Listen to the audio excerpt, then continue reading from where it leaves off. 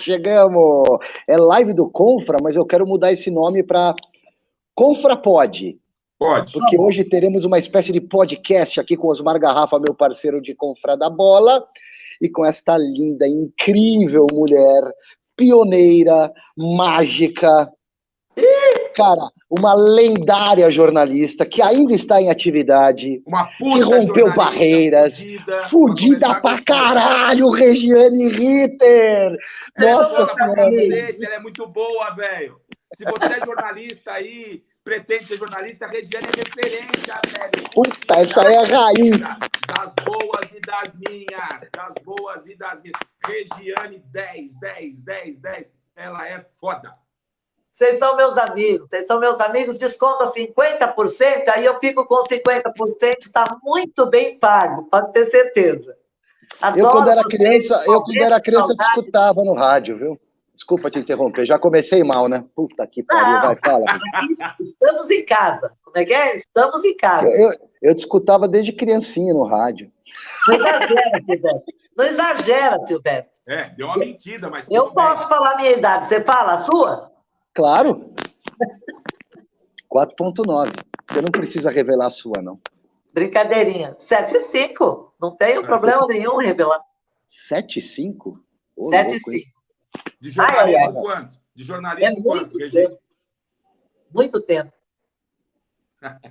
É tempo demais pro meu gosto. E correndo atrás da bola ainda, né? O duro é isso. Correndo atrás da bola.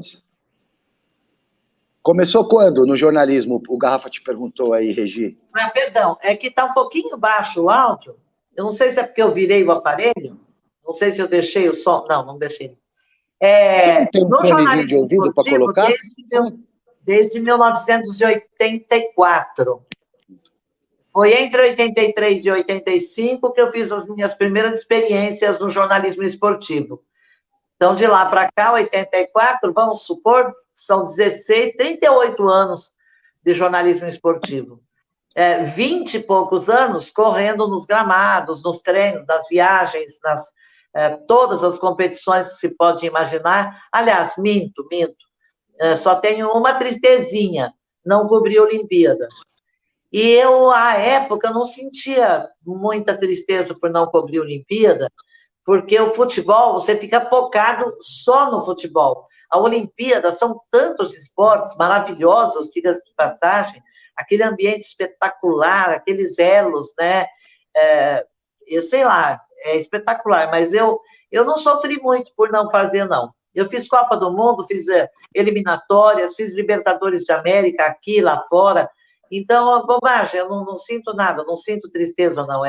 É só uma falha no meu currículo, entendeu? Mas um currículo que eu sempre fiz só para mim. Só para mim e os meus verdadeiros amigos, as pessoas mais próximas. Então, para o meu prazer, é para a minha felicidade. O fato de eu ter sido muito, mas muito feliz na minha vida, e ainda sou, claro, foi de eu fazer sempre o que eu gosto. Eu nunca me vi obrigada pela necessidade a trabalhar no que eu não gosto para sobreviver. Eu acho que isso tira a alegria de viver, porque você não tem felicidade no trabalho, não tem alegria de viver. Ou vocês não fazem exatamente aquilo que vocês gostam, que vocês escolheram? Amém. Aliás, né, o Silvestre, para a gente pegar esse gancho, a Regiane, além de jornalista, ela é artista. Ela é artista, né? Filmes, teatro. E aí, depois ela acabou migrando para o jornalismo. Então, eu queria, Regi, que você contasse para a galera que está nos curtindo aqui um pouquinho de você lá, da sua infância, até porque você não gostava de futebol, não é isso? Você é de Bitinga, né? Eu queria que você falasse um pouquinho da infância. O futebol nem era a sua primeira paixão. O Garrafa, o nome dela não é Regiane Ritter. Tem isso. Não, aí pode parar. Osmar, dá uma dura nele, vai. Dá uma dura nele. Ele é o quê? Então só para saber como é que você... Eu queria que você desse um rápido resumo para a gente, porque tem muita coisa para a gente falar. Lá na sua infância, em Bitinga, aquela história de que você não gostava de futebol, e depois como é que você veio parar em São Paulo, meio artístico, até você chegar à Rádio Gazeta como jornalista. Olha, na verdade, eu nasci numa fazenda chamada Pedregulho, no município de Ibitinga, estado de São Paulo. Eu vivi na fazenda até os 6, 7 anos, quando, para ir para a escola, a gente se mudou para a cidade, para a casa da cidade. E ali na cidade eu fiz naquele tempo o primário constava de 4 anos, né? Eu fiz até o 4º ano, portanto até os 10 e pouco, e lá fomos nós para São Paulo, para a grande capital. Era o sonho da minha vida, era morar em São Paulo, não era numa capital qualquer, eu queria que fosse São Paulo, a terra das oportunidades, a terra das faculdades, a terra do emprego que nunca falta, até pelo menos no meu tempo era assim. E aí nós fomos de ônibus para São Paulo, eu adiantei o despertador de casa em 1 hora, para ver se a gente conseguia sair 1 hora mais cedo de Bitinga, quase apanhei na rodoviária. Papai falou, você mexeu no relógio. E essa era a minha pressa de ir para São Paulo, porque lá eu não ia passar em branco, eu tinha decidido que eu não ia adotar uma profissão na qual eu passasse em branco, eu seria mais uma. Eu queria me destacar em alguma coisa. E o sonho não era nem televisão, nem teatro, nem cinema, nem cantoria, nem nada. Nem jornalismo esportivo. Eu sonhava fazer direito e brilhar nos tribunais. Na acusação, onde eu só toparia acusar e com veemência se eu tivesse certeza do crime, se eu tivesse certeza que o réu tinha cometido o crime. Ou então brilhar na defesa, defender que eu não pudesse pagar uma fortuna, e sei lá, era essa a minha vontade. Você vê que explica-se por que eu fui parar na televisão, no teatro, representando. Adotei a arte de representar, porque o advogado nada mais é do que um grande ator. Para você brilhar nos tribunais, você é um grande, convincente ator, dramático, melodramático, leve às vezes, sorridente às vezes, mas tem que ter um talento extraordinário, senão vai ser office boy de advogado velho. Então, eu fui para a televisão, eu tinha 16 anos, antes eu entrei num cursinho, TESP, Teatro Escola São Paulo, que as aulas eram ministradas pelo Júlio Gouveia e a Lúcia Lambertini, que foi a primeira Emília do Sítio do Pica-Pau Amarelo no Brasil. Olha só. Aí fiz o cursinho, que era de 6 meses, com 3 meses eles me dispensaram, era um curso pago. E aí eu falei, por que vocês estão me dispensando? Eu não sirvo, né? Aí um olhou para o outro olhou para um, falou, quem fala primeiro? Ele falou, vou deixar para você, Lúcia, ela merece que seja você. Ela falou, você está pronta, você veio para cá com muito pouco para aprender. A técnica da arte de representar, se a pessoa demorar para aprender, ela nunca vai convencer ninguém, você chegou aqui pronta. A gente falava que tinha que adotar uma cara de choro, você tremulava as narinas. A gente falava em surpresa, você levantava uma sobrancelha só e ficava parada pensando, você não estava representando, você estava agindo como atriz. E aí eu fiquei felicíssima, né? Com 16 anos comecei, meu pai falou, vai fazer o que a vida inteira? Falei, vou ser artista. Ele falou, não vai. Falei, vou, não vai. Por quê? Ele falou, porque na televisão, no teatro e no cinema só tem prostituta, bicha e viado. Viado e maconheiro. Viado e maconheiro. Eu falei, papai, posso te falar? Eu só tenho aí preconceito, restrições ao uso das drogas, que eu não sinto assim, nenhum tipo de atração, nem de curiosidade, nem nada. Sei que nunca vou me vender para sobreviver, então essa eu não tenho o menor nada de acordo também. Falei, não tenho nada contra homossexual. Não serei, não sei no meu futuro. Eu sei que contra a vontade dele eu fui bater nas portas, fui bater na TV Paulista, Canal 5, um homem famosíssimo, não posso nem falar o nome dele mais, porque agora ele já morreu, vão dizer que eu estou falando porque ele já morreu. E eu fui pedir para fazer um teste, tinha um programa lá chamado Colégio de Brotos, estava bem próprio para a minha idade, ele mandou eu levantar a saia, que ele queria ver as minhas pernas. Eu falei, não, eu não quero ser bailarina, eu quero ser atriz.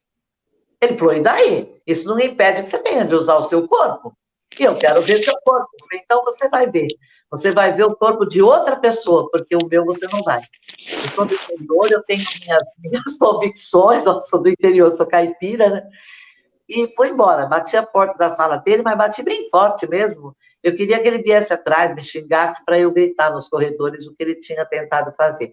Essa coisa de preconceito, de machismo, isso vem de tão longe, de tão velho que é, e nunca vai morrer.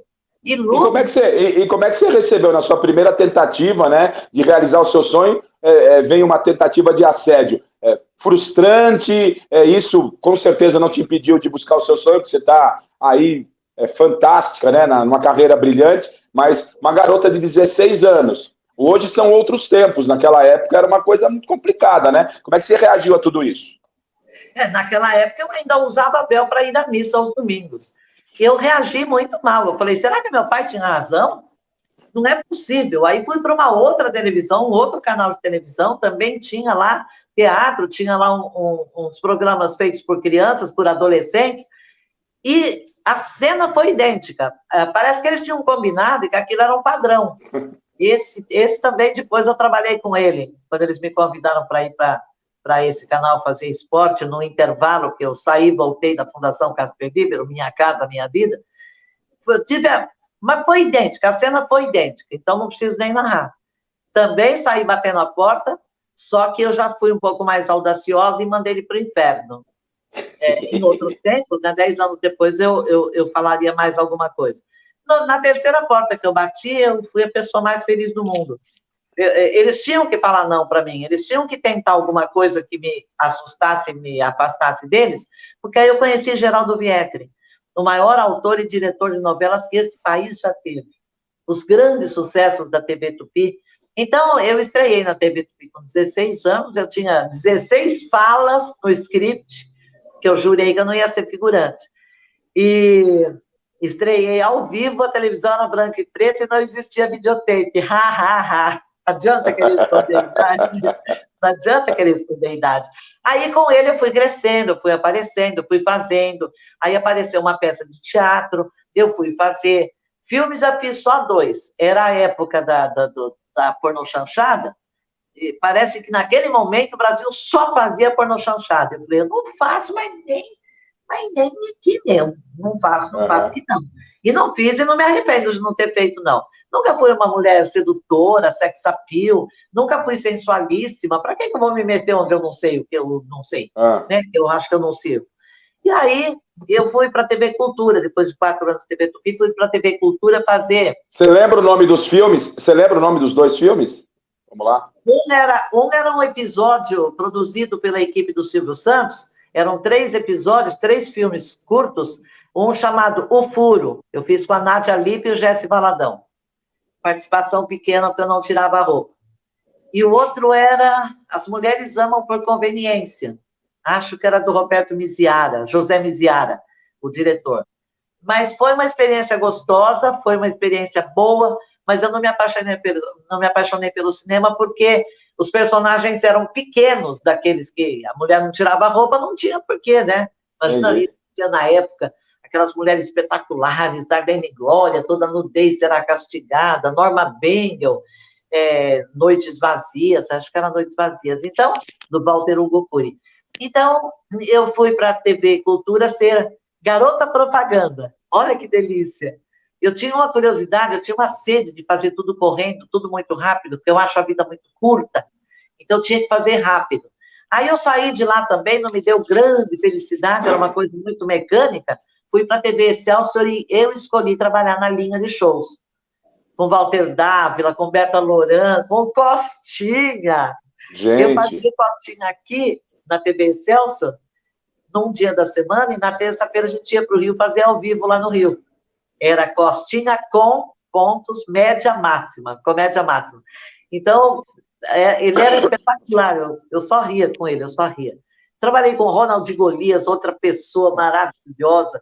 Gente, os grandes artistas, os verdadeiros artistas são esses. Os que conseguem fazer... Você trabalhou com meu avô, Regiane? Oi? Você trabalhou com meu avô, o J. Silvestre? Com o meu avô, o J. Silvestre. Então, o J. Silvestre, ele tinha um programa na época, acho que na TV Tupi, ele tinha um programa lindo, maravilhoso, não era para o meu bico. Ah, esqueci de falar que eu comecei cantando, eu tentei cantar também, até me ouvir, o dia que eu me ouvi, eu parei de cantar. Nossa, não dá, sinceramente não dá.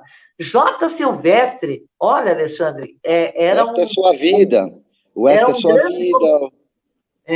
um grande comunicador, fino, diplomático, elegante, igual os de hoje, né? igual os de hoje, com essas barbas desse tamanho, com piercing desse tamanho, com cabelo desse tamanho, com 3.000 tatuagens em 2 pernas e 2 braços, e era igualzinho. Ele era um modelo perfeito do apresentador fino, clássico, espetacular e maravilhoso. E aí foi tocando, aí eu mudei para o Rio, fiquei um tempo lá fora do meio artístico, estava precisando reciclar, parece que as coisas não estavam correndo tanto quanto eu queria. Aí eu voltei para São Paulo, recomecei, trabalhei com os Trapalhões 6 meses na TV Tupi. Vocês acreditam que eu trabalhei 6 meses com os Trapalhões? O Renato Aragão nunca falou bom dia para mim e para a Silvia Massari, que trabalhávamos fixas no programa. Sério, Regi? Mascarado mesmo? Nossa, acho que todas as máscaras do mundo se inspiraram nele.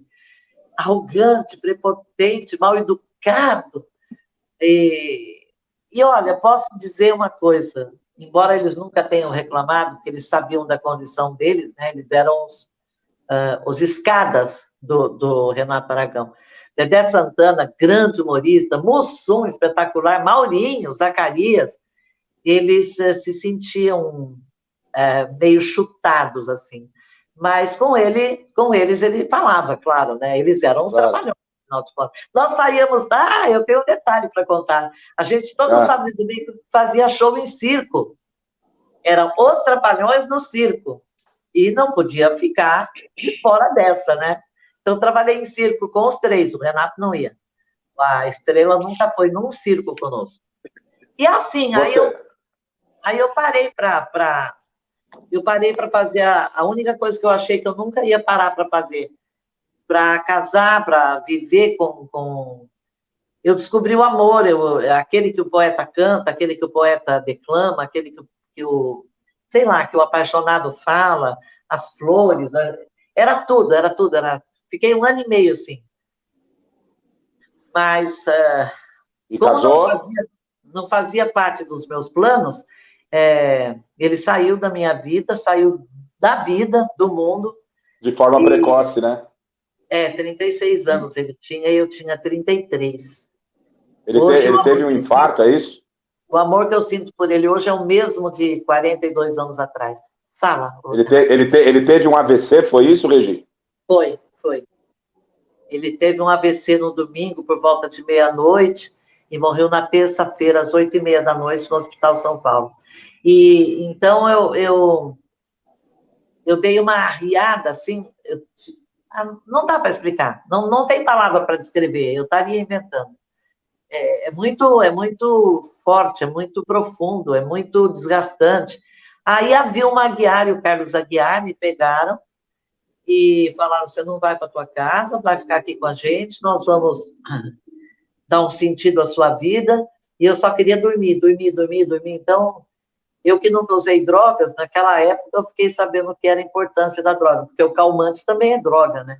Você chegou a entrar em depressão e de alguma forma, isso prejudicou a sua carreira, que vinha, em termos de televisão, em parte artística, vinha crescendo, e aí daqui a pouco eu quero que você, né, porque a gente nem entrou no jornalismo esportivo. Deixa eu só aproveitar aqui, Silver, porque já o Eli está aparecendo por aqui, o pessoal falando aqui, o Eli está sempre com a gente aqui, a Cláudia também, o Eli falando que ele encontrou o Didi em Orlando, tiramos foto e ele foi maravilhoso, dei até um beijo na careca dele, ele só estava de menino, tal, fazendo um contraponto aqui. O Marcelo Nacli falando que a Regiane Ritter é sincera demais, o Eli falando também que a Gazeta deveria homenageá-la, a Regiane é homenageada todo dia lá na Fundação, ela é nosso patrimônio, ela tem uma voz linda, além de sempre uma bela mulher, e essa moça quebrou todos os paradigmas numa época totalmente machista do futebol, principalmente que ela entrava nos vestiários, a gente vai entrar daqui a pouco nesse assunto aí para fazer o seu trabalho, sempre foi muito competente e respeitada. E por isso a gente, né, Silveira, a gente começa essa nova fase de um podcast, né, com todo o apoio do Roberto, do Starbox, trazendo uma convidada desse naipe com muita história e, obviamente, que a galera que está nos acompanhando aqui tá sabendo de quem realmente a gente está falando e está curtindo esse papo, né, Silveira? Sem dúvida, alguém que eu tive o prazer de ser ouvinte e de trabalhar um pouquinho junto. na Rádio Gazeta, e aqui nos corredores da fundação, né, eu estou falando inclusive da faculdade Casper Libero, onde eu estou fazendo curso de jornalismo, e a Regiane é uma baita referência, meu Deus do céu. E aí a Regiane, se você me permite, Regi, pular já para a parte do jornalismo, e se você quiser acrescentar alguma coisa na sua linha do tempo, fique à vontade. Até como se deu essa transição, né? Porque a Regiane fez TV, fez rádio, fez jornal, tudo ligado ao jornalismo esportivo, né, Regi? Fiz. Eu consegui fazer os 3 meios de comunicação ao mesmo tempo.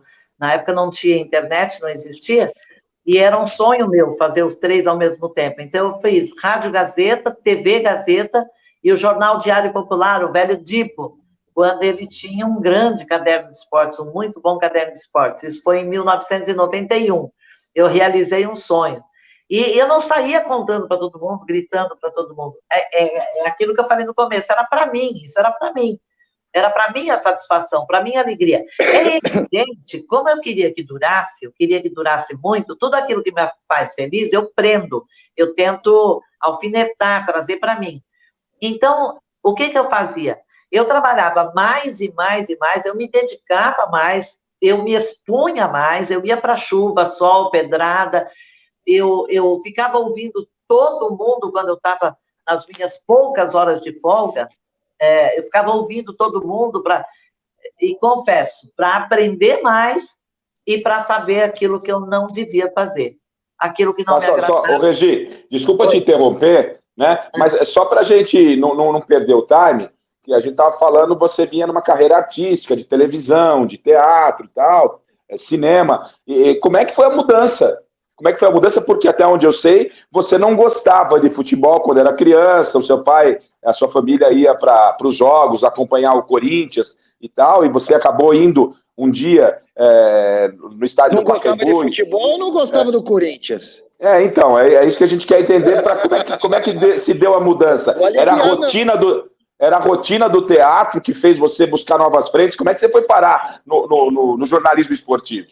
Então foi assim, né? Quando o Paulo morreu, e que eu me afundei,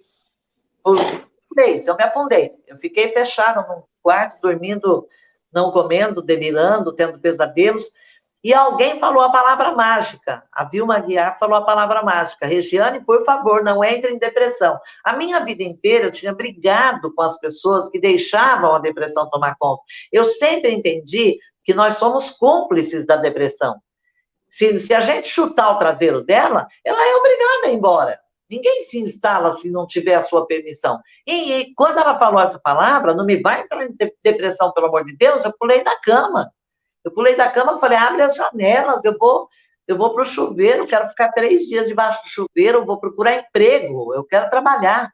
E eles me levaram para a Rádio Gazeta e me apresentaram a Minha Casa Minha Vida, a Fundação Casper Libero.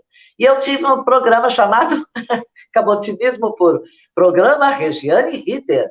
Tocava música, falava de notícias, eu abria com um editorial da minha autoria, sempre a música tinha que combinar com o editorial, eu misturava política com esporte, com economia, com polícia, com medicina, com literatura, cinema, eu fazia um banzé naquele programa. As únicas coisas que eu não fazia era dar receitinha de culinária, aconselhamento matrimonial, isso eu nunca fiz. Horóscopo?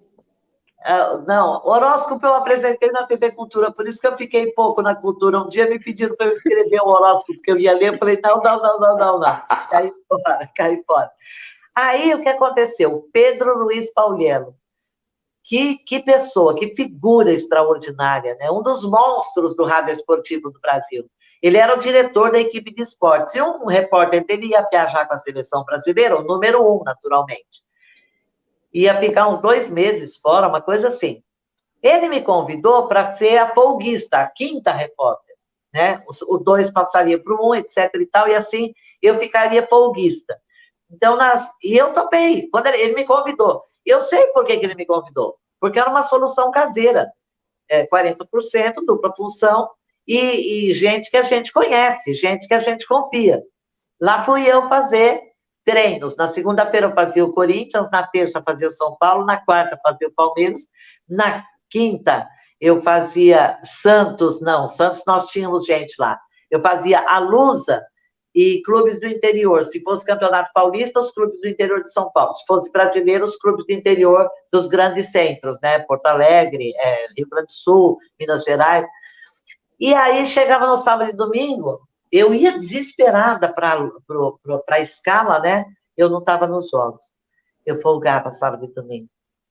Aí, na terceira semana, eu sabia que meu tempo estava encurtando, o repórter ia voltar uma hora, né?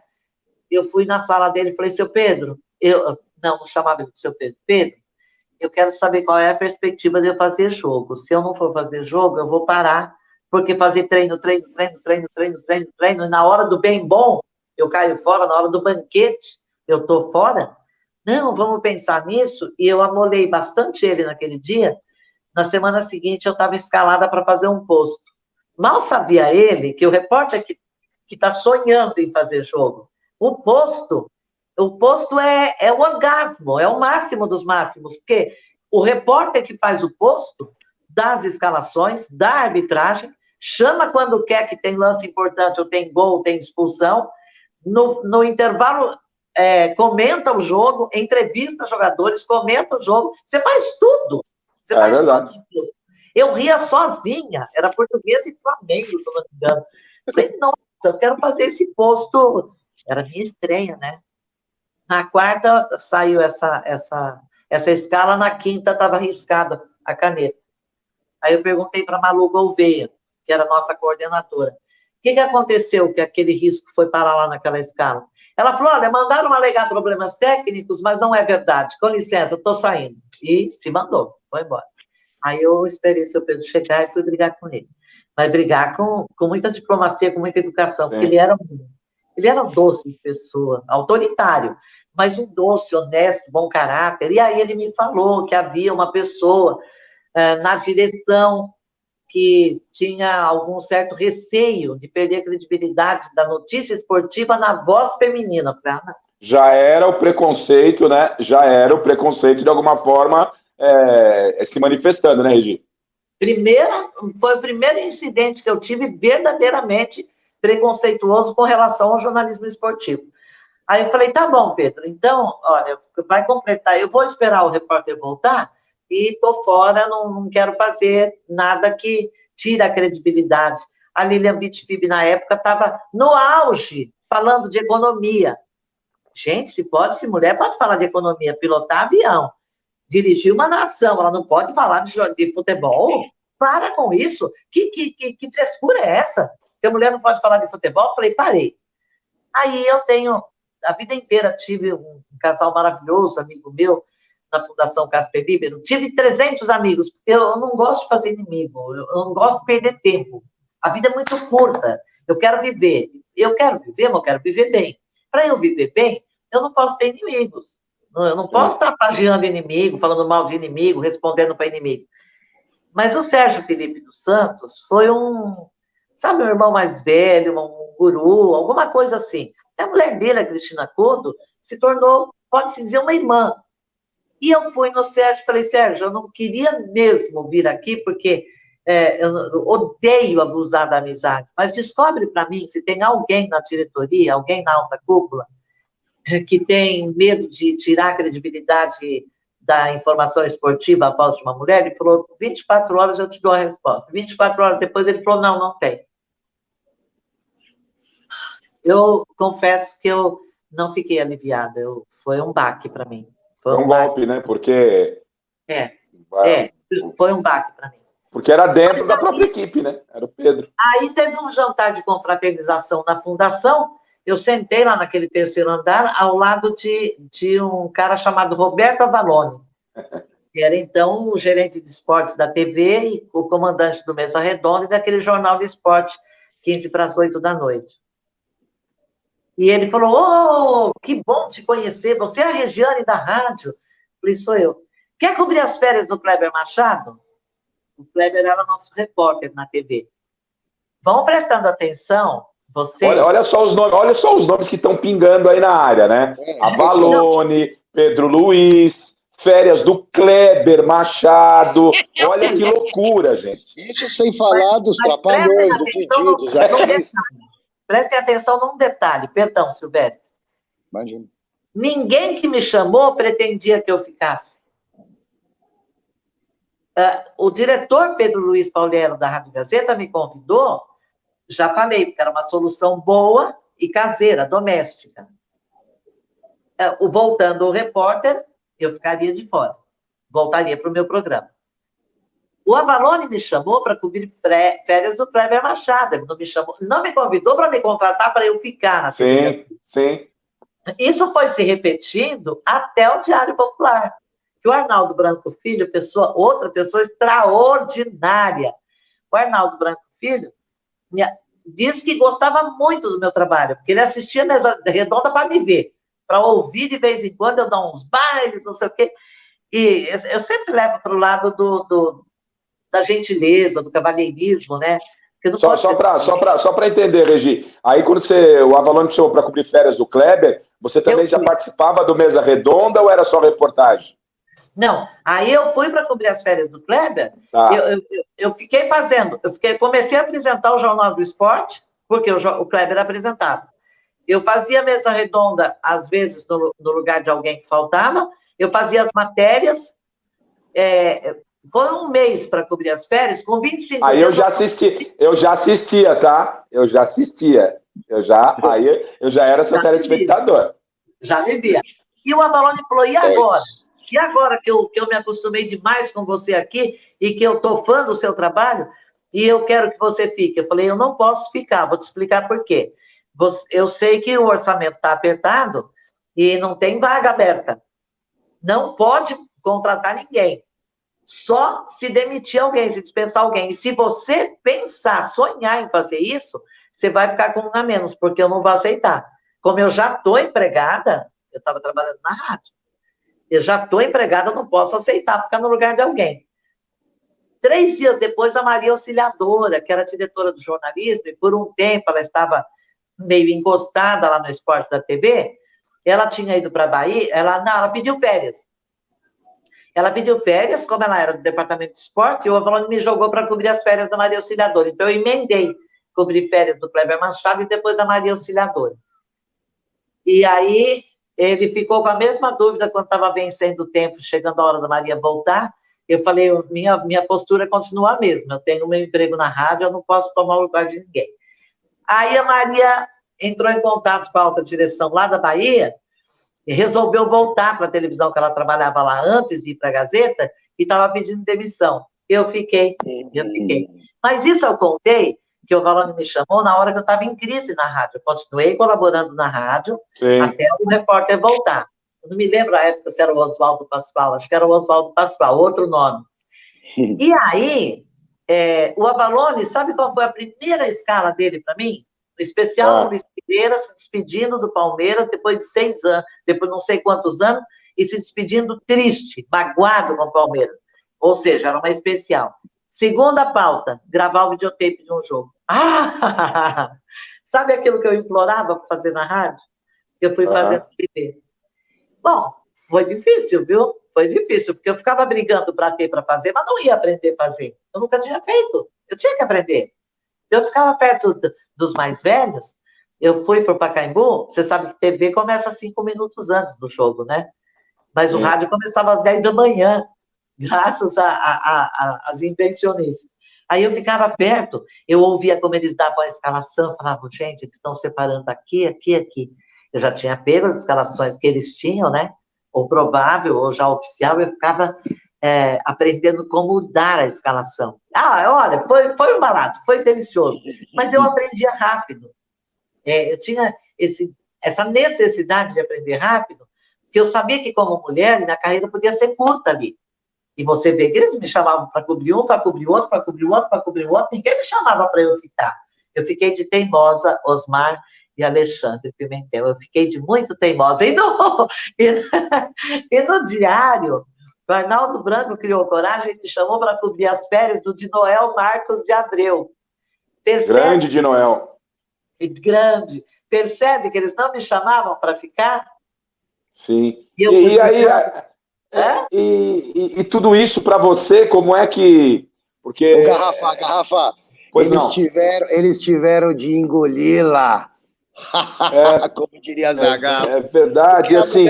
Essa é amiga, mas é que a Regiane, cara, é daquela leva de repórteres, repórter raiz, que ia pra dentro, que não tinha medo de cara feia, que era bem informada, que fazia pergunta, né, que não ficava babando ovo, enfim. Pode continuar. Então, até pra gente, eu quando... obviamente, eu não estou aqui para falar da minha carreira, mas é para falar da Regiane, porque quando eu venho para o rádio de São Paulo, né, tive uma passagem pelo rádio do Paraná, lá com o Mauro Segura, toda a equipe lá de Cambé, Rolândia e tal. Quando eu venho para a Rádio Tupi de São Paulo, já era ouvinte, obviamente. Eu morei em Arapongas. Arapongas. E a primeira rádio que eu trabalhei foi a Rádio Cultura de Rolândia. Né? Enfim, tem uma ligação muito grande com o Paraná. Estava lá nesse final de semana em Cambé. O Mauro casou o filho dele, o Paulo Henrique e a Priscila. E aí, quando eu venho, né, então eu já estava nesse sonho todo do Rádio de São Paulo, e a Regiane era o que era. E a gente sempre tinha essas referências, como a própria Regiane fazia, e a geração de quem tentava o jornalismo era... Só para você ter uma ideia, né, Regiane? Pessoal, o rádio era tão valorizado, não faz tanto tempo assim, mas vamos por lá, cerca de 25, 30 anos, eu tenho 33 anos de carreira. O rádio era tão valorizado que repórter, quando trocava de uma emissora para outra, era que nem jogador de futebol. O cara recebia luva. Era notícia no jornal. Então, o Osmar Santos... Trocou de rádio, né? O Osmar Santos sai da Globo, vai para a Record. Aí vai levar o Henrique Guilherme, vai levar o Carmona, que nos deixou recentemente. Esses caras muito, mas muito assim, representativos. E a Regiane, ela vem mostrando a trajetória dela, e ela se inseria, para quem era um mero estudante de jornalismo e sonhava em ser um repórter esportivo. Eu me formei para ser repórter de rádio. Hoje eu estou na TV Gazeta há mais de 20 anos, são 24 anos, né? E continuo sendo um curioso de TV, eu sou um cara do rádio. E a Regiane estava entre as referências no momento de muito preconceito, e aí eu estou ali, eu estava vendo o Vanderlei Nogueira, eu estava vendo o Pascoal, enfim, grandes feras, e via essa Regiane, que era uma maluca, uma doida, no bom sentido, e para dentro dos caras, porque eu, como repórter, eu sempre falo, né, eu já ministrei alguns cursos por aí, o repórter, a arma dele é a pergunta, e às vezes hoje você só tem uma chance de fazer uma pergunta nessas coletivas chatas pra cacete. E a Regiane era uma perguntadora ácida, uma perguntadora respeitosa, mas ela respeitava o público, porque ela perguntava aquilo que o ouvinte queria. Né? Então, a Regiane era uma referência. Agora, imagina, Silvestre, e a Regiane sabe disso, e você que está nos acompanhando, imagine você ter, numa época de um preconceito tamanho, você ter uma mulher que estava no meio de um bando de homens machistas, que aí, sem estar culpando A ou B, era a nossa sociedade, a gente ainda carrega isso, a gente está lutando para que isso acabe, graças a Deus, né? Ainda, lamentavelmente, existe, mas graças a Deus a gente está superando todas essas etapas, e a Regiane é uma pioneira nisso, mas você vê uma profissional do naipe da Regiane, você está se espelhando um jovem estudante de jornalismo. A Regiane era das fudidas, velho. Aí fazia aquelas coletivinhas porta de vestiário, Silveira. Então, aí era um quartarola. Coisa louca, né? Numa época de machismo, acho que não tinha outra repórter, ou se tinha, é uma coisa muito rara, e o sistema era completamente diferente, a imprensa tinha liberdade para trabalhar, principalmente o pessoal de rádio, dentro do campo, antes do jogo, no intervalo do jogo, após o jogo, e no vestiário, literalmente, se entrava no vestiário e se entrevistava o jogador, às vezes pelado. Várias vezes. Oportunidades no banho. E aí, juntando todo esse contexto do machismo e dessa liberdade, entre aspas, de imprensa que havia na dinâmica do trabalho, como é que você, Regiane, foi recebida dentro de um vestiário de um time de futebol?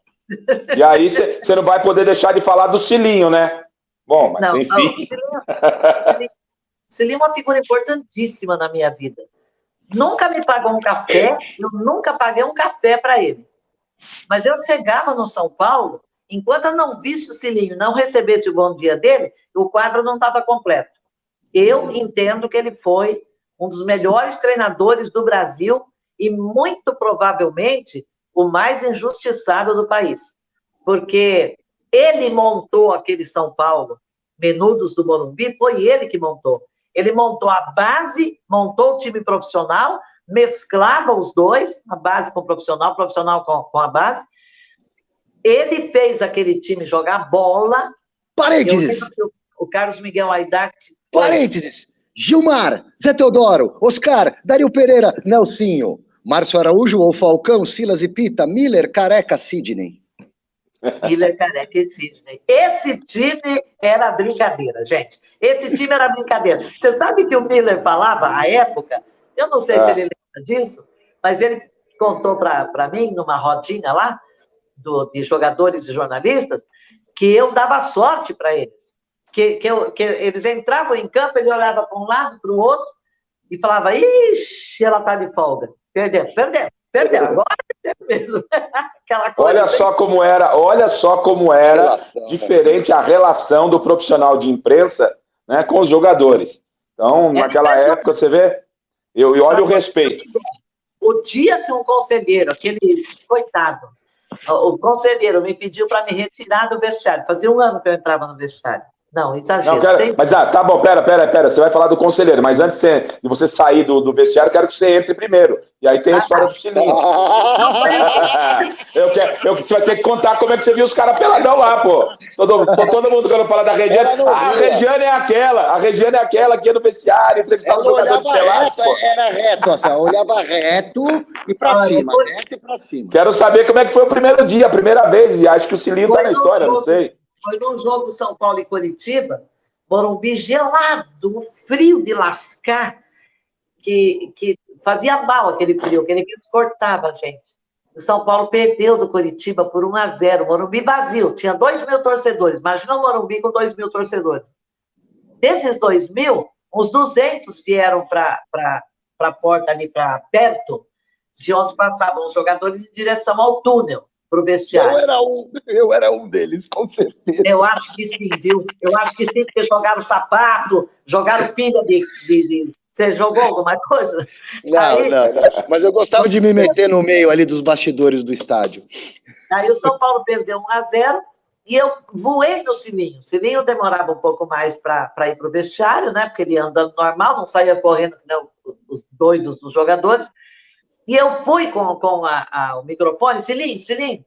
Aí ele parou, educadamente parou, jogaram pilha, jogaram sapato. Ele falou, vamos pro vestiário. Me pegou pelo cotovelo, falou, vamos pro vestiário. Quando nós chegamos na porta do vestiário, vocês sabem que o vestiário tem o túnel do vestiário dos jogadores, do time mandante, tem o túnel da imprensa e tem o túnel do outro vestiário, do visitante. Ele me pegou pelo braço e me levou para o túnel dos jogadores. Ou seja, não tinha sido aberta a porta nem para os repórteres do sexo masculino. Era pelo saguão, lembra? Sim. Aí, deve ser até hoje, não tem mais. Aí, eu falei, Cilinho, eu não posso entrar, meu bem. Eu entro só quando eles estão parcialmente vestidos. Ele falou, o que é isso? Você é profissional, você está 6 meses aqui com a gente, todo mundo te respeita, todo mundo gosta de você, nunca vi você brigar com ninguém aqui, ninguém briga com você, você vai entrar. Uma hora tinha que chegar, né? Uma hora tinha que acontecer, porque era incompleto o meu trabalho. Principalmente no São Paulo, que eles tinham um elevador que saiu para o alojamento para o estacionamento. Aí entrei, e não tinha sido aberto para os jornalistas ainda. Teria sido mais fácil se vocês já tivessem entrado. Quando eu cheguei com o Cilinho me puxando ainda pelo braço, tinha uns 20 homens, todos nus, todos pelados, jogando roupa para cá, jogando roupa para lá, para ir para o chuveiro, indo para o chuveiro ainda. E eu cheguei no meio deles todos. Ai, gente, aí foi horrível. Botava a mão assim na frente, virava de costas para ir embora, lembrava, punha a mão atrás. Gente, foi uma cena, sabe, de comédia vaudeville. Era comédia vaudeville. Negócio, era pastelão. Era isso que eu ia falar, pastelão. Quando eu vi, e essa época ainda não tinha, ainda não tinha todos os menudos, não. Tinha o Casagrande no time. Casagrande. Tinha o Casagrande no time. 84. Quem foi que ficou onde 84, estava, sem toalha, sem sunga, sem o Casagrande? Todos sumiram, todos. Foi uma questão de segundos. Dário Pereira, Oscar, sumiu tudo, sumiu tudo. Só ficou o Casagrande. E eu, bem séria, olhando para a parede, na minha altura, assim, na altura dos meus olhos, porque se eu faço isso, fica feio. Se eu faço isso, fica muito mais feio. Sim, claro, claro.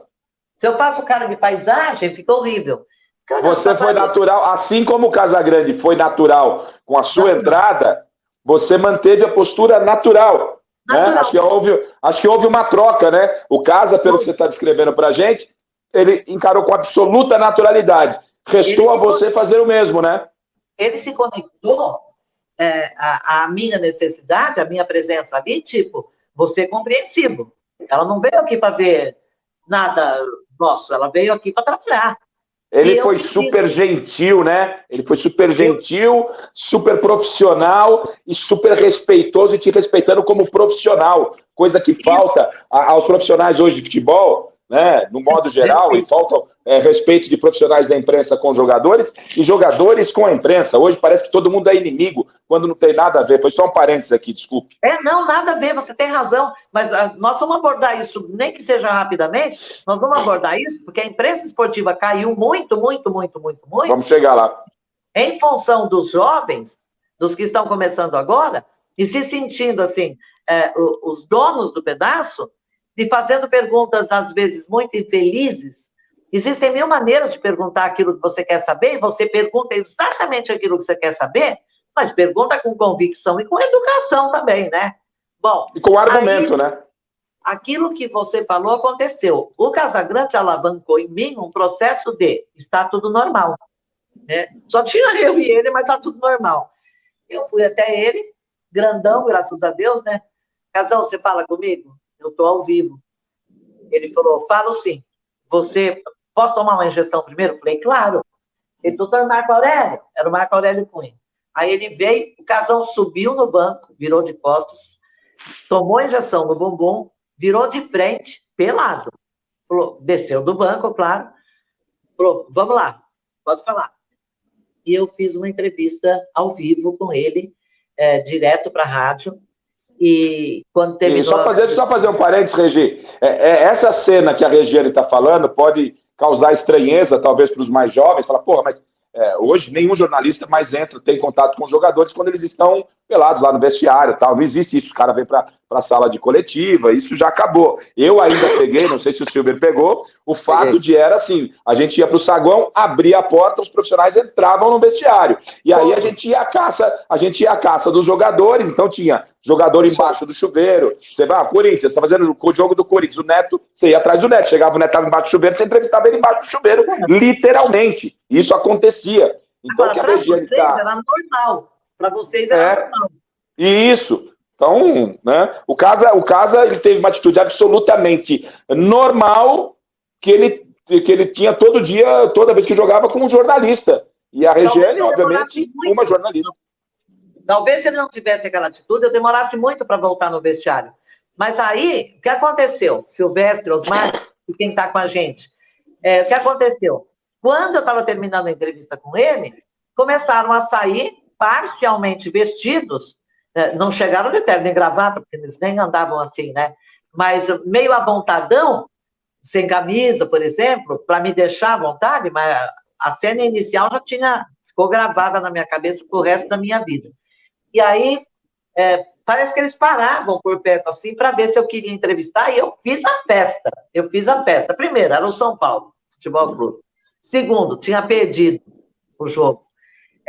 Aí, eu falei com um, falei com outro, e eles ficaram tão agradecidos que eu não abri a boca de falar da correria, não dei risada, e eu fiquei tão agradecida deles não tocarem no assunto também, fazer de conta que não tinha acontecido nada de anormal, que eu passei a frequentar os vestiários com muita naturalidade. Uma das fotos mais publicadas da minha vida foi aquela foto com o Veloso e o Antônio Carlos debaixo do chuveiro. Acho que tem aí, hein, Dudu? que o Arnaldo Branco que cortou. Ele cortou... deixa eu ver. Aí tem um monte de foto, aí, ó, tá no cantinho de baixo aqui, da tela. ó, do meu lado aqui. Ah, tá aqui. Eu vi. Isso. Essa tem uma foto, outra, isso. vê que quem cortou a foto, cortou lá embaixo para ver que eles não estavam de sunga, que não era uma coisa assim, me engana que eu gosto. Então... O Veloso tá até meio assustadão na foto aqui, porque ele tá preocupado se o cara tirou a foto dele pelado. Ele não tá assustado com a Regiane, tá assustado com a foto, a cara dele de assustado aqui, né? O fato de eu estar lá já era meio assustador. Agora, sim, os caras tirando foto deles nus, aí ele ficou mais assustado ainda, porque ele falou, aí pode se tornar de domínio público, aí a coisa fica brava. Mas foi assim. Tem outra sua aqui entrevistando o casal, bem pequenininha aqui. Em cima dessa aí. Muito legal. Os 2 filmes que a Regiane participou bem no meio da tela, se não me engano, são os 2 filmes. Isso. Cartaz dos filmes também. Eu só vou conseguir enxergar se eu colocar o óculos e chegar muito perto, entendeu? Ó, fica à vontade aí, PG. Tá tudo em casa. Mas é muito fotos engraçado. Aqui bem legais. É muito engraçado você olhar para trás. Gente, eu posso falar? Outro dia alguém brincou comigo e falou, você é muito saudosista. Eu falei, sou saudosista nada. Eu tenho tão pouco tempo hoje, que eu preciso correr para continuar vivendo. Eu preciso correr. Quanto mais você vive, mais curto está ficando o seu espaço para frente. Imagina, quando que eu vou viver de novo 75 anos? Né? Então, que eu não sei o que falta, então eu tenho pressa. Mas eu tenho saudade dessa época. Eu gosto dessa época. Aquilo que o Osmar e o Alexandre descreveram, que eu era muito curiosa, perguntadora, eu sinto muita falta daquilo. Muita falta. Uma vez eu peguei o neto na fazendinha, lá no Parque São Jorge. Um dia depois do Corinthians perder um jogo que tirava ele das finais do Campeonato Paulista, e, se eu não me engano, tinha perdido para o Palmeiras. O Palmeiras ficou com a possibilidade grandiosa de classificar, só faltava uma rodada, e enfrentar o Guarani, e se ganhasse ou se empatasse, ou dependendo de outro jogo, o Palmeiras já estaria na final. E aí, eu peguei o Neto vindo do treino, falei, Neto, estou ao vivo aqui com Disparada no Esporte, que era às 11 da manhã, lembra? Das 11 ao 12h30, depois das 11 até 1 da tarde. Neto, fala aqui. Ele, fala aí. Falei, que coisa, saiu, né? Era mais ou menos um jogo muito equilibrado, então não seria surpresa, não é uma surpresa assim, ninguém vai morrer por causa disso. É aquela coisa de, né, afagar o perdedor, porque se você só comemora título e não estende a mão para o perdedor, aí ele falou, uma coisa você pode ter certeza, nós do Corinthians vamos fazer tudo que nós pudermos para o Palmeiras não ir à final. Falei, a única coisa que vocês podem fazer é entregar o jogo para o Guarani. Para pensar. Não pensa para falar? Não pensa para falar? Tem que escutar. Claro. Porque se a única alternativa deles, a única chance deles ajudarem o Palmeiras a cair fora, empurrar o Palmeiras para fora da final, seria entregar o jogo para o Guarani. Aí eu falei, a única coisa que vocês podem fazer é entregar o jogo para o Guarani. E aí? Ele olhou na minha cara e falou, você é louca, né? Você é louca. Vou mais falar com você não. Virou as costas e entrou para o vestiário. Anos depois, o Osmar Garrafa deu um depoimento a meu respeito, a minha ausência, e falou coisas muito elogiosas, coisas boas de se ouvir, aquela coisa que te infla o ego, que diz, puxa vida, acertei, né? Eu gosto das pessoas, as pessoas gostam de mim. Aí ele terminou e falou, só tem uma coisa. Virou para a câmera e falou, foi no Gazeta Esportivo, só tem uma coisa. Falei, epa. E fiquei em suspense, ele virou para a câmera e falou, ela é louca, ela é maluca, ela é completamente maluca. Eu rolei de rir, porque eu lembrei do Neto me chamando de louca, e o Osmar me chamando de louca, eu rolei de rir. Gente, a vida porque eu acho que essa loucura, né? Nós estamos aqui em 3 repórteres, e tem 2 aqui que eu sou a loucura do fanzaço, que eu sou fanzaço, né? A Regiane, já falei da minha paixão que eu tenho por ela como amiga e como profissional. Era uma das minhas referências. Depois fui dividir coletivas, viagens junto com a Regi, a gente apertar os caras quando eu tinha que apertar. E o outro é esse maluco, que está aí, que é o Silvestre, que é meu parceiro de vários projetos, né?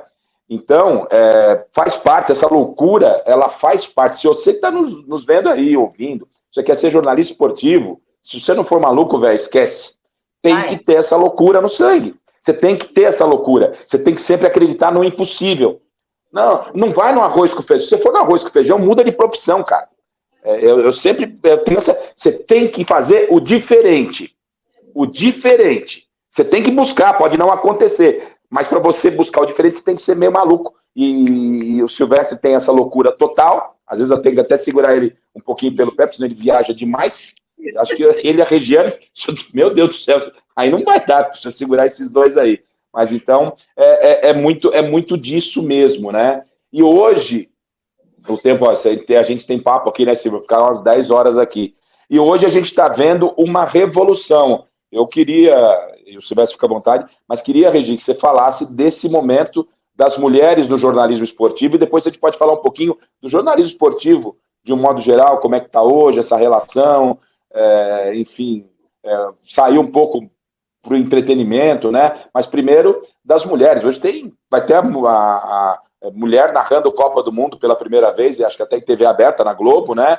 Tem a Ana Thaís, que vai comentar ao lado do Galvão também. Enfim, como é que você está vendo aí, você que foi uma das principais, aí, se não a principal percussora da mulher do jornalismo esportivo, abriu as portas e agora o resultado está vindo. Como é que você está recebendo tudo isso, Regi? Olha, a primeira vez que eu ouvi, e eu acho que foi da Michele Janela, a primeira vez que eu ouvi essa frase, graças a você, nós estamos aqui, eu percebi a dimensão do que tinha acontecido, a importância. Porque quando eu estava abrindo espaço, estava abrindo pensando em mim. Juro que eu não estava pensando no que viria depois.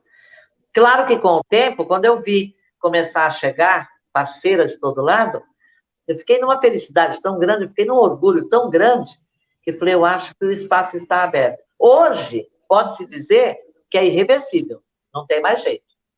Quem gostou, gostou, quem não gostou, vai ter que desculpar, mas é irreversível, o espaço está aberto, escancarado para a mulher. Manter esse espaço, qual é o segredo?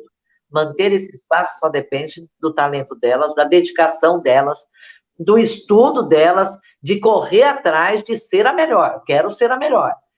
Ah, mas a outra também quer ser melhor. Ótimo, serão 2 melhores. E se 10 pensarem assim, serão 10 melhores. A competição fica cada vez mais agradável. O preconceito continua.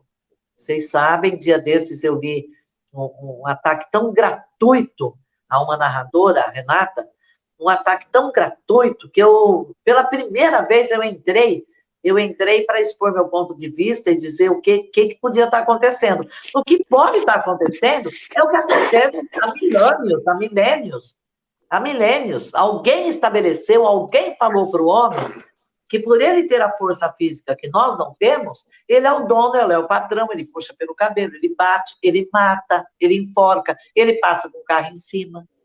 Isso quando não faz isso com a mulher e os filhos, ou filhos dela só com outro marido.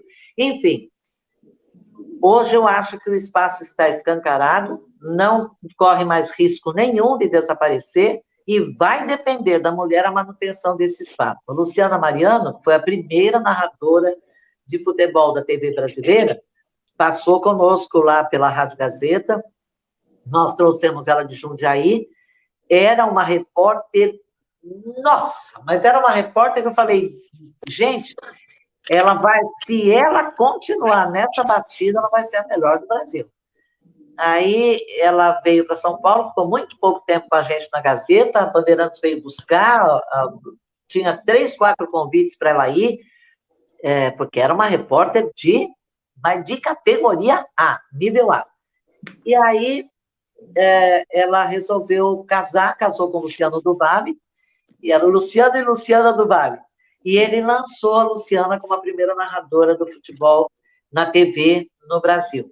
Então, está aí a Luciana, está a Renata, está a Thaís, está a Joana de Assis, aí estão as repórteres, as âncoras, as comentaristas, as produtoras.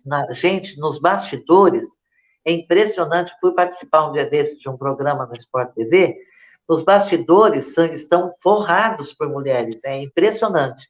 A gente tem a Daniela Boaventura lá na ESPN fazendo um belíssimo trabalho, a Michelle, que está com a gente, além de ser a jornalista, ela é a gerente do departamento de esportes, né? A fundação e deu tem muita mulher também, viu, Garrafa e Regiane?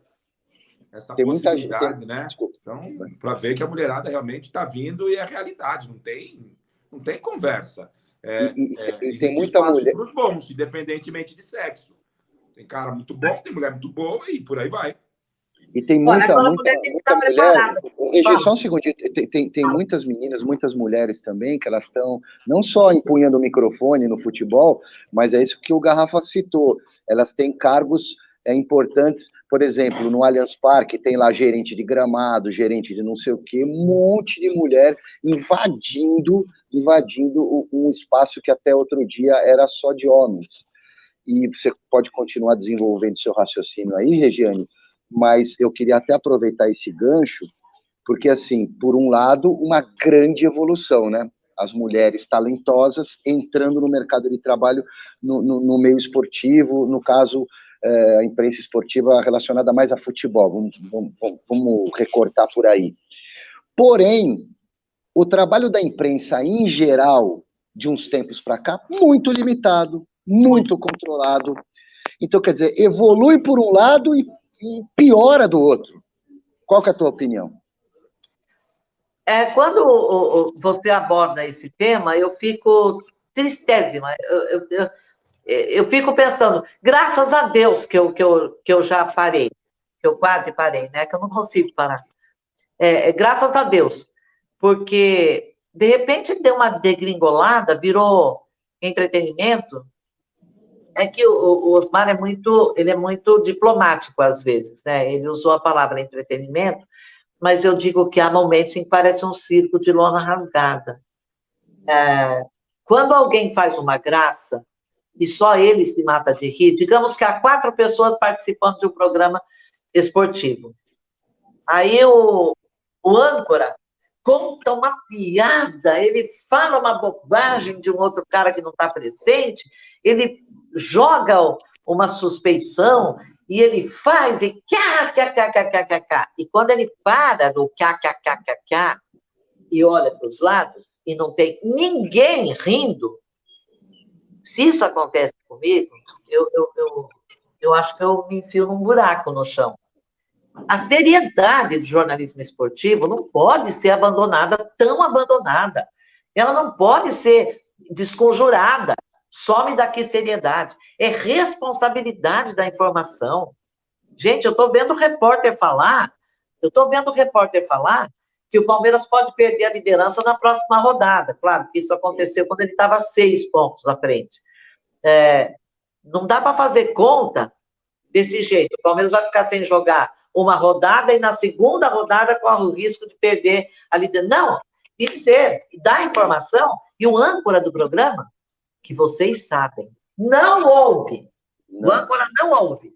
Enquanto a reportagem está rolando ao vivo ou gravada, o cara está olhando no espelho, está falando... Bom, então, nós estamos pecando demais pela falta de seriedade. Fazer entretenimento é legal, de vez em quando um bom humor é necessário, mas não assim. Nós exageramos, nós não estamos tendo responsabilidade na informação, nós não estamos sabendo perguntar. Eu não conheço o repórter que perguntou para o técnico do Corinthians se ele não tinha medo de perder o emprego. É diferente. Ricardo Martins. Então, veja bem, é diferente. Ele podia formular a mesmíssima pergunta, não usando a frase, o termo, perder o emprego. A impressão que dá é que nós estamos numa crise, numa recessão bilionária, terrível, pavorosa, e as pessoas estão levando 5 anos para conseguir outro emprego. E não é o caso do futebol. Quem é que acaba de ser demitido do Atlético Goianiense estreou no dia seguinte, já onde? No Vasco da Gama, Jorginho? Quem que fica desempregado no futebol? Conta para mim. Sim, conta para mim. Né? É dança de cadeiras. É dança de cadeiras. Olha, essa cadeira vai ser sua amanhã, porque eu não estou aguentando mais. Então, quando o Lisca doido foi contratado pelo Santos, Os santistas desceram a lenha no Lisca doido. Ele chegou demitido. O Lisca chegou demitido. Não dá para trabalhar, gente. Se vocês não me dão o apoio que me deram, se os meus companheiros à época não me dessem o apoio que me deram, você sabe se eu teria vingado? Não teria. Você depende muito. Uma vez o Raul Gil falou, ninguém no mundo pode dizer eu não preciso de você. Todos nós nos precisamos. Seja lá para ajudar a atravessar uma rua, seja lá para dar um telefonema, seja lá para dizer, meu, você é lindo, eu te amo. Ó, você é detestável, você fez aquilo com aquela criança. Nós precisamos uns dos outros. Então, nós não podemos fazer perguntas que firam o ego, o caráter, a honestidade de um profissional, seja ele da bola, do microfone, ou de puxar o cabo, de ligar a câmera, de ligar a lâmpada, a luz da câmera. Nós temos que nos respeitar, isso não está acontecendo faz tempo. Agora, essa enxurrada de 800 mil ex-jogadores comentando o jogo, é evidente que isso causou praticamente extinção dessa carreira para o jornalista. Para quem fez lá a sua faculdade, para quem se preparou, para quem fez fonoaudiologia para ficar com a voz melhor, para falar mais bonito, para quem fez curso de português separado. Os jogadores podem falar, ó, depois que nós foi lá naquele jogo, ele pode falar, o jornalista não pode. E o jogador hoje está fazendo isso. Tinha um comentarista aí, ex-jogador, que às vezes eu estava ocupado fazendo alguma coisa e aí eu ouvia uma voz de criança, uma voz bem de criança mesmo, até de menina, uma voz de menina, e eu não entendia o que a pessoa falava, o que o comentarista, ele era um comentarista, falava, eu parava para olhar, era o Petkovic. Gente, antes dele ser comentarista, ele tinha que ter feito o mínimo de 30 sessões de fonoaudiologia. Além de parecer uma criança. O Flamengo. Ô, Regiane, em cima disso que você está comentando, e pegando também um outro aspecto da história, você está se referindo aos jornalistas, à conduta dos jornalistas de hoje em dia, mas eu queria que você abordasse um pouquinho o sistema que envolve o futebol, e dentro desse sistema tem a imprensa esportiva. Aquela liberdade de movimentação do repórter antes num campo de futebol, fosse no gramado, fosse no estádio, nas arquibancadas, nos bastidores do estádio, nos saguões dos estádios, isso não existe mais. Nós andamos todos cercados, fotógrafos com cordinhas como se fossem animais no pasto, nem animal deve ser tratado assim. Eu não estou aqui para defender a classe, tá? Mas é porque eu me preocupo muito com o controle da informação. Muita gente que fala que é o seguinte, organização, hoje tem muita mídia, novas mídias, lógico que sim, mas, na minha visão, utiliza-se de uma desculpa para controlar a informação, e aí entra em cena também o assessor de imprensa, e etc e tal. Queria que você também analisasse esse aspecto da falta de liberdade que a gente tem para trabalhar hoje num campo de futebol. Sequer entramos nos treinamentos, coisa que é uma tradição do esporte, no rádio brasileiro e na televisão brasileira, desde que existe futebol. Na Europa é diferente, mas aqui é um outro costume. Então, nem isso podemos mais. Eu gostaria que você falasse desse tema. Eu acho que um dos elementos mais importantes de tudo isso é o que você citou, que é o controle da informação. É muito mais fácil você ter o controle da informação a partir do momento em que você dificulta a vida do repórter, do profissional, do jornalismo esportivo. Nós permitimos que isso acontecesse. Quando começaram a inventar as coletivas e fechar os vestiários, fechar o vestiário até que ninguém podia brigar, gritar, não é um terreno deles, né? O terreno é deles, é a casa deles, é o habitat deles, são as necessidades deles. Exato. Começou um pouco com o saudoso Tele Santana. Tele Santana odiava dar entrevista. Ele odiava dar entrevista. Então, ele ficou um tempo lá fora, ele voltou com essa onda de, não, só faço coletivo. Não vou mais atender ninguém em especial, ninguém, porque repete as perguntas. Até certo ponto, ele tinha razão. Mas ele podia falar isso. Uma vez o Zé Antônio perguntou para ele, o jornalista, perguntou para o Miller, por que os jogadores dão sempre as mesmas respostas? Ele falou, porque vocês fazem sempre as mesmas perguntas. E não é que era? E não é que era? Porque vocês sabem. Alexandre Silvestre e Osmar Garrafa fazem parte de uma safra, de uma espécie em extinção. Que vocês sabem tudo de futebol. Vocês sabem tudo de ontem, de anteontem, de hoje, e fazem projeções para o amanhã. Procurem com farolete, procurem com uma lâmpada mágica, milagrosa, alguém que possa, daqui 10, 15 anos, ser vocês. Não tem mais, não tem mais. Por que você acha que a Poderosa acabou se desfazendo das suas melhores peças em tudo, em todos os segmentos dela? No artístico, no jornalístico, no tudo. Porque a necessidade de controlar a informação é muito grande, o que a gente está vendo é um show de horrores. Então, quando 17 anos atrás eu voltei e fui trabalhar na Rádio Gazeta AM, junto aos alunos da Faculdade Casper Libero, eu visitei os 3 clubes de São Paulo. Eu me arrependi de ter visitado.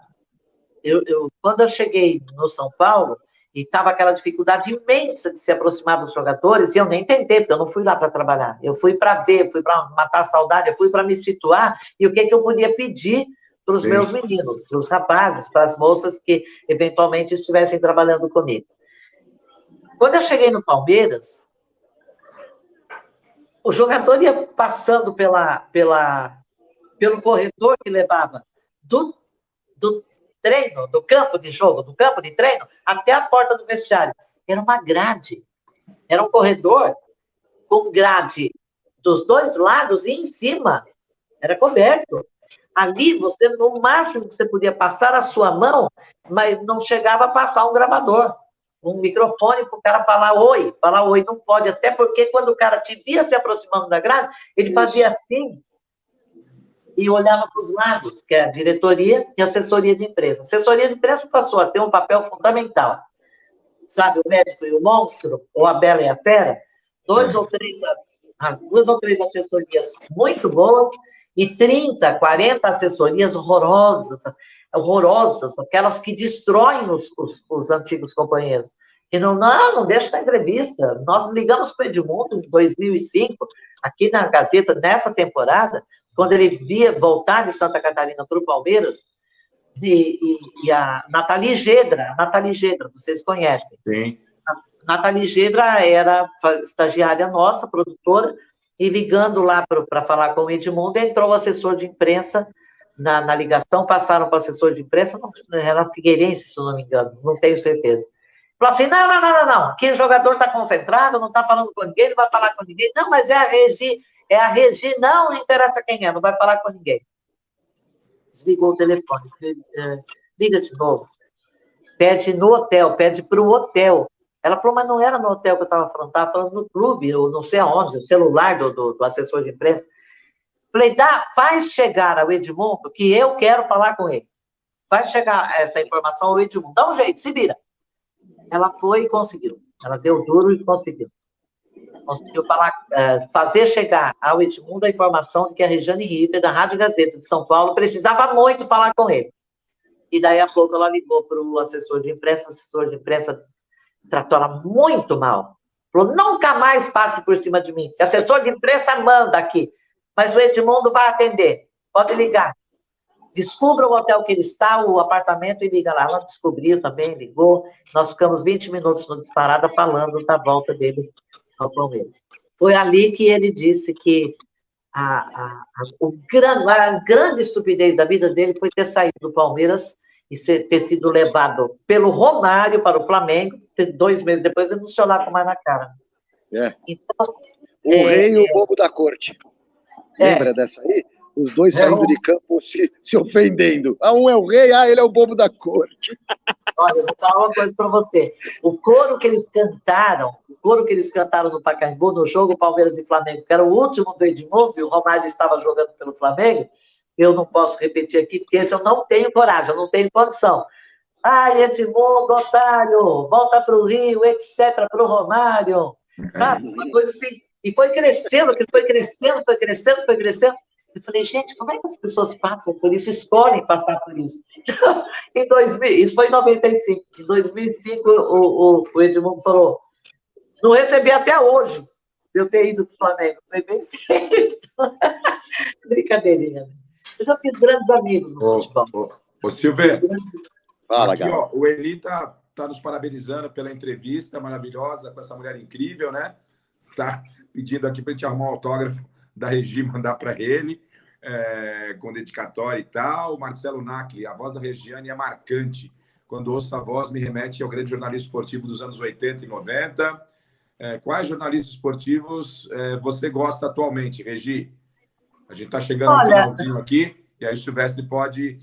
Eu falei, né? A gente teria umas 4, 5 horas para conversar com a Regiane, mas, enfim, pode responder essa pergunta, e o Silver aí pode dar o encaminhamento, né?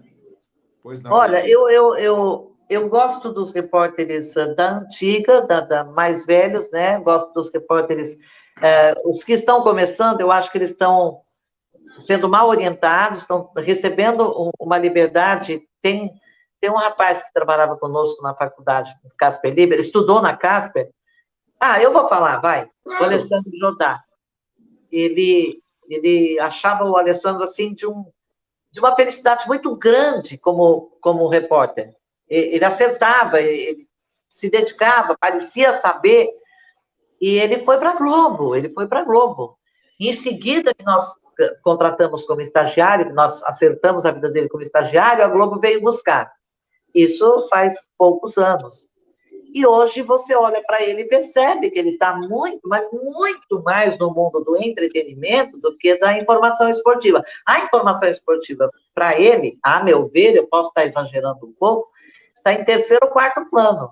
Antes vem as fantasias, as brincadeiras, o Rodrigo Bocardi, né? Rodrigo Bocardi. Então, é difícil gostar no momento. Outro dia eu vi uma repórter, não sei o nome dela, não é que eu não vou deixar de falar, porque eu acho que ela não é daqui de São Paulo. Foi de um jogo, se não me engano, no Paraná. Terminou o jogo, ela voou num jogador, não tinha ainda esse painelzinho onde o jogador é parado pela produção. Ela fez uma pergunta para o jogador absolutamente óbvia.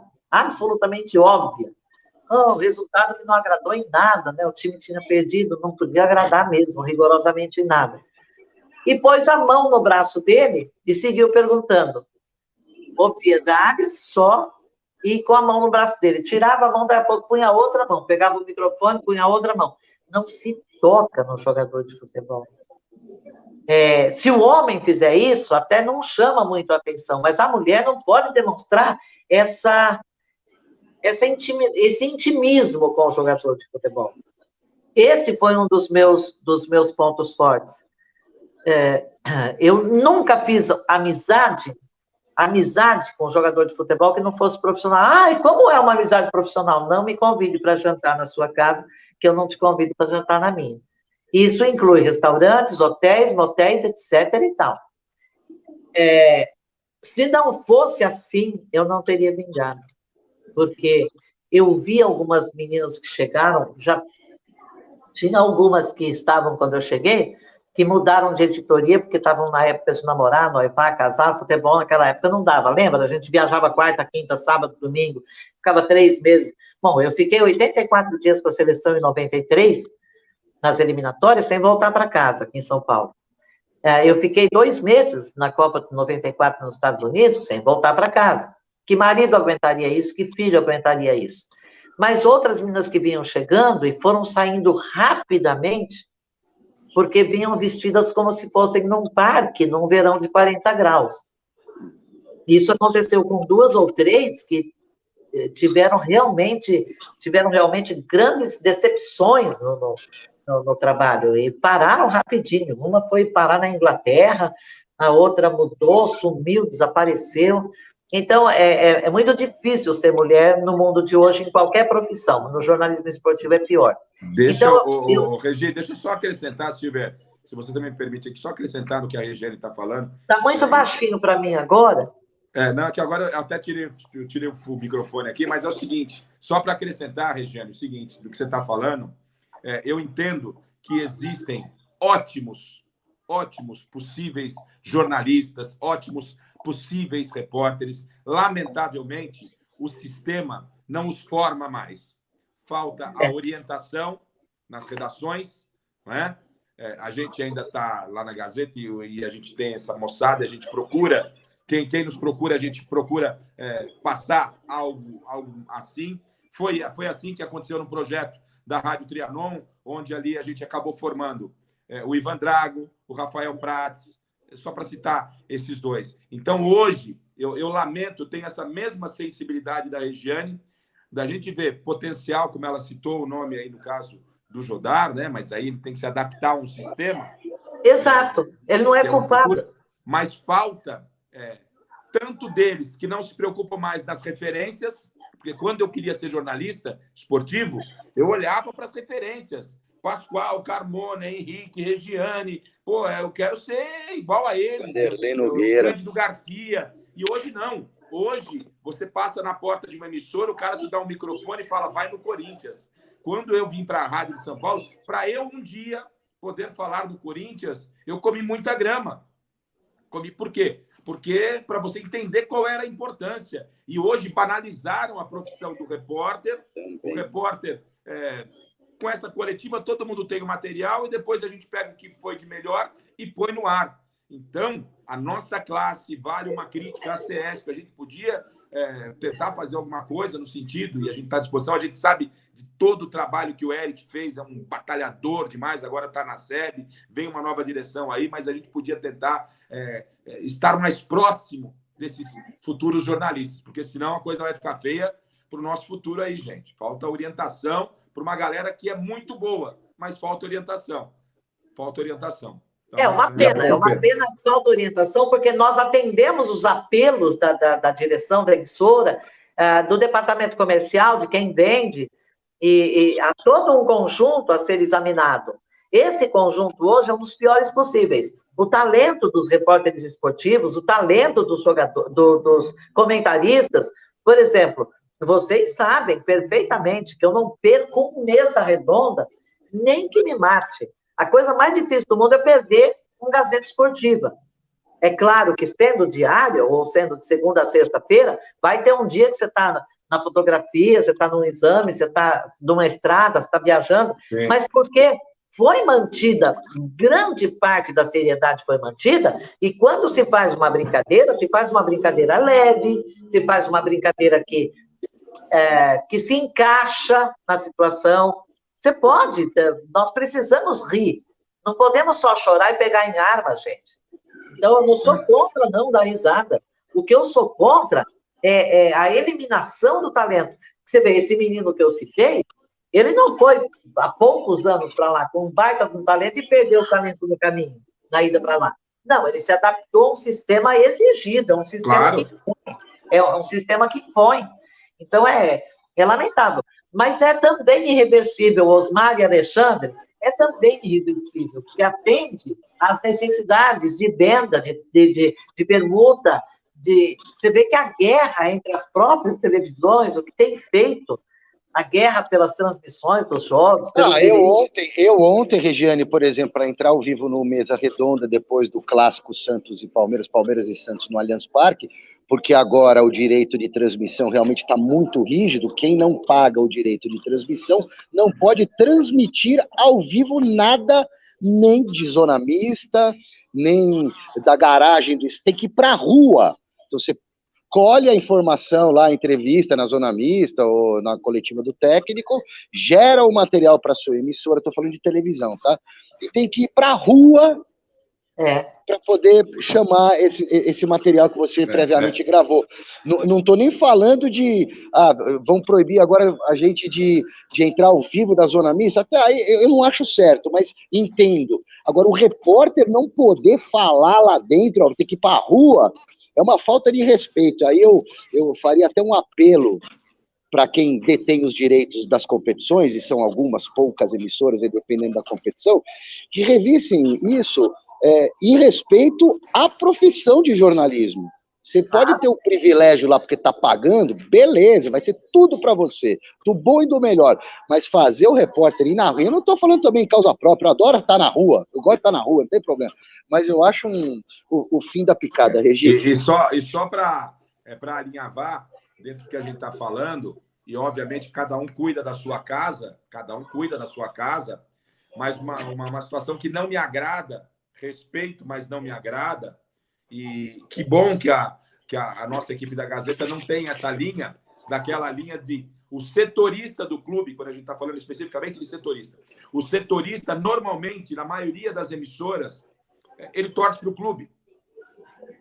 Mas Garrafa, qual é o problema? Você nunca cobriu o clube do seu coração? Não é questão disso. A questão é que parece que é uma obrigação. É esse vínculo que eu acho desnecessário. Na Gazeta, a gente não acontece por uma coincidência. Não acontece. E não há essa... você torce para tal time. Não. Lá, você... Entendo que você, o Silvestre... A gente já falou disso, Garrafa. Eu discordo um pouco, porque eu acho que tanto faz o time, cara. Eu acho que tanto faz o time, é que nem juiz. Para mim, tanto faz o estado, onde o cara nasceu. O árbitro melhor tem que captar o jogo mais difícil e que se dane a preferência clubística, porque tem que partir do pressuposto da isenção, né? Mas tudo bem, é só uma opinião diferente. Profissionais, e sim é um sistema, porque tá ficando uma coisa que setorista tem que torcer para o clube, gente. Que bobagem é essa? Mas aí não, isso é bobagem. É um podcast sobre um outro assunto, né? Sobre jornalismo esportivo, que aí ele pode ir longe aqui. Posso encerrar com a Regiane aqui? Parte, é só. Com uma última pergunta? A Regiane, que já falou tanto. Se você quiser colocar algo a mais aqui, né, neste Confrapod, porque aqui pode tudo, fique à vontade. Mas a minha última pergunta, Regi, é a matéria da tua vida. Qual que foi? Que eu fiz. A matéria que eu fiz. A matéria da sua vida, que você produziu, ou pode ser uma entrevista, pode ser um momento, o golaço que você gostaria de fazer de novo.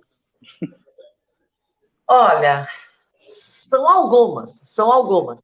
Mas, por incrível que pareça, eu escolhi, dentre todas elas, as minhas afilhadas, minhas filhinhas mais queridas, eu escolhi uma que eu fiz quando eu trabalhei na TV Record, e eu fui fazer fui cobrir o Corinthians no treino, e o Corinthians tinha desmarcado o treino, ou tinha ido lá para a Via Dutra, não dava mais tempo de ir e voltar para entrar no Record nos Esportes, primeira edição, que era 13h.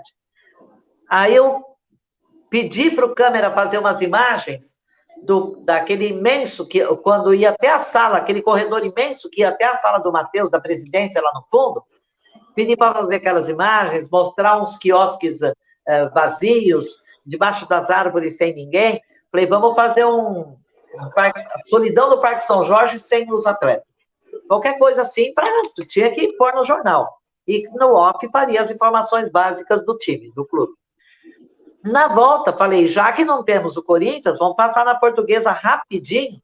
Tiver um treino, a gente faz lá algumas coisas com a Portuguesa. Cheguei, a Portuguesa tinha cancelado o treino dela. Foi uma coincidência, os dois pertinho um do outro, acho que combinaram.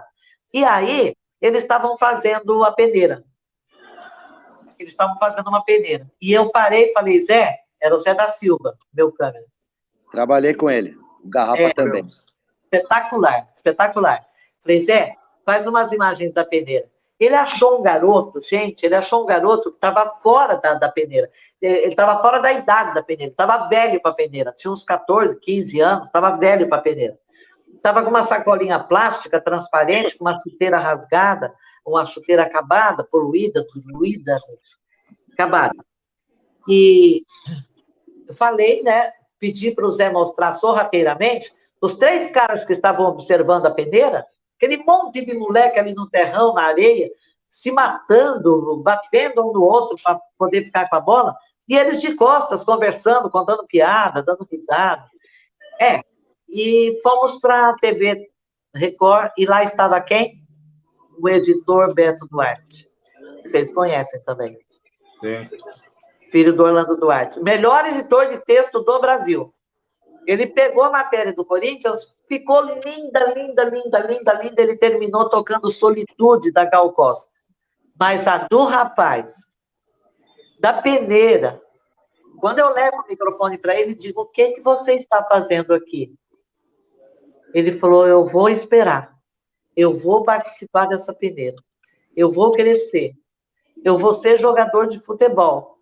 E eu vou ser famoso, igual o Zico, e olhou para o céu. Quando ele olhou para o céu, pintou uma lágrima aqui, e o Zé fazendo a imagem, o Zé em close na cara dele. Foi subindo, subindo, subindo. E aqui o Beto Duarte congelou e soltou a música. Eu sou apenas um rapaz latino-americano vindo do interior e sem dinheiro no bolso, sem amigos importantes. Nossa! Quando eu vi a matéria no ar, o que ele fez, a construção da matéria, a edição da matéria, aquela matéria, depois a diretora de jornalismo veio pedir para a gente se podia usar no Record, nos esportes, no Jornal da Record, 19h30. Eu falei, claro, é tudo nosso, né? É tudo nosso. E ela entrou ela foi 3 vezes pro ar no mesmo dia. Record nos Esportes, primeira edição, Record nos Esportes, segunda edição, e no Jornal da Record eles encerraram com essa matéria e disseram que era um retrato do futebol que a TV não mostra. É a pobreza, o sonho, diluído, fantasia, os caras de costas para a peneira, tudo. Essa matéria eu gostaria de tê-la, gostaria de resgatar, eu gostaria de fazer de novo, eu queria fazer... Aliás, os Osmar Garrafa tinha um plano para mim, um projeto para mim, eu quase chorei quando ele me contou o projeto dele, mas aí veio a pandemia, veio tudo aquilo que não precisava, né, Garrafa? E a gente acabou não fazendo, mas ainda dá tempo, viu? Sim. Vamos lá. Aliás, então, né? Só para saber como é que tá. Você continua lá na nossa Gazeta M, tá com os meninos. O que você tem de planejamento para o futuro? Você não para mesmo, a gente sabe. E você está sempre na ativa. Como é que tá isso?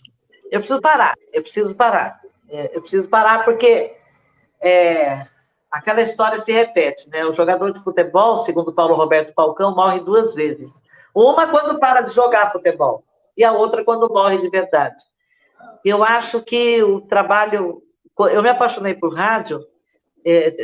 Rádio é um negócio, assim, fantástico, é mágico. Ele é a poesia, ele é a dor, ele era o Gil Gomes, ele era o Hélio Ribeiro, sabe? A moça de mangueira vermelha.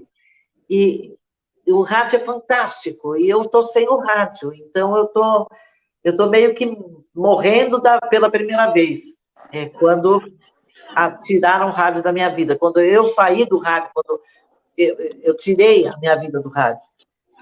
E agora estou fazendo um blog na Gazeta Esportiva Net, não é diário, evidentemente, não estou centralizada em São Paulo, estou focando em muda para cá, muda para lá.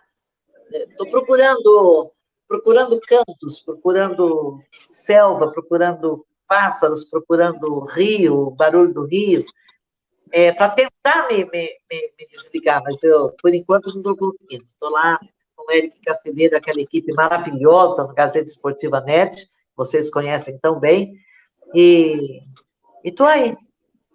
Participo, às vezes, de alguns programas para os quais me convidam, e matando saudade, vendo amigos como vocês, amo vocês dois. É jogar confete, não é jogar confete, é chover no molhado. Quem é que não gosta do Silvestre e do Osmar? Quem é que não gosta do Garrafa e do Alexandre? Então, o Abel. Mas o Abel não precisa gostar.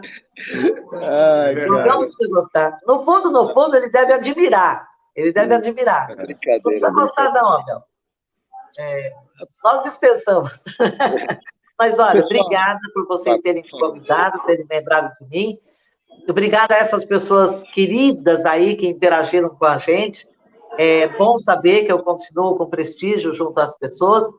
E é isso, a minha vida é um livro aberto, não tem muito o que esconder, mas tem muito, muito, muito para contar. Muito para contar. O Pedro Franco lá em Amparo, hein?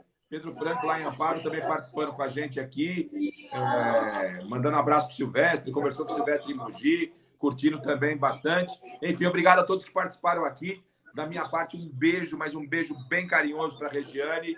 Não some, a gente está te acompanhando lá no site gazetesportiva.net, e você é muito importante para a gente, Regi. Claro que você precisa chegar uma hora, precisa descansar, você tem que cuidar também da sua vida, mas dentro do possível, não nos abandone, porque precisamos de profissionais, de jornalistas com a sua capacidade, né?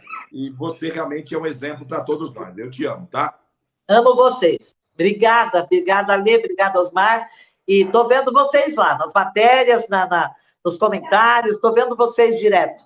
Eu sinto menos saudade porque eu estou em contato direto com vocês. Agora, a vida de vocês é muito mais corrida do que a minha hoje, né? Então, eu vou aparecer lá para a gente tomar um café na sala Paulo Camarda, tá bom? Aí depois a gente sai e toma aquela gelada do outro lado da Paulista, tá bom? Nossa Senhora, Nossa Senhora. Aí eu pego o táxi. Obrigado, Garrafa. Obrigado, pessoal. Regiane Ritter, bandeira da crônica esportiva brasileira, um mito, um exemplo, um talento nato. É muito bom conversar sempre com você, Regiane, sou seu fã. Um beijo a todos que acompanharam, um beijo para você, fica com Deus, espero revê-la em breve, minha querida. E um abraço a todos os confras. Essa live foi um oferecimento do Starbucks, aquele nosso amigão que purifica o ar. Eu vou mandar um para você, Regiane, tá bom? Fica com Deus. Obrigada. Tchau, gente. Tchau, tchau. Tchau, Dudu. Valeu, Dudu. Obrigado.